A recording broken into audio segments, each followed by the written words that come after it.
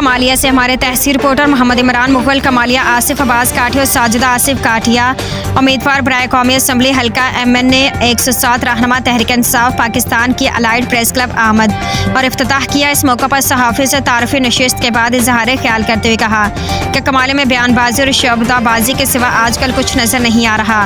Kamalia university एक अजीम तोहफ़ा है। कमालिया के लिए उसका क्रेडिट जिनका बनता है उन्हें लेना चाहिए, ना कि पीपल्स पार्टी वाले गवर्नर का हवाला देकर अपने खाते में डालकर नंबर बनाए, और ना ही मुस्लिम लीग ने उनके जिम्मेदारान अपनी तख्ती और बयानबाजी से कमालिया के शहरों को लॉलीपॉप दी। ये क्रेडिट उन्हीं को जाता है जिन्होंने उसका इफ्तिताह करवाया और कोशिशें की। मेरी दरख्वास्त है कि मुस्लिम लीग नौजवान इस लड़ाई और बयानबाजी को छोड़कर इक़्तिदार को फ़ायदा उठाते हुए कमालिया को ज़िला बनवा दे, जैसे कि पंजाब में 5 नए अज़ला का नोटिफिकेशन जारी हो गया है। एक ये भी करवा दे, 1 वे रोड की कमालिया के शहरियों को अशद ज़रूरत है। वो पाया तकमील तक पहुँचाने में मदद कर दे और भी बेशुमार इलाके में कामों की ज़रूरत है। वो काम करवा कर उनका क्रेडिट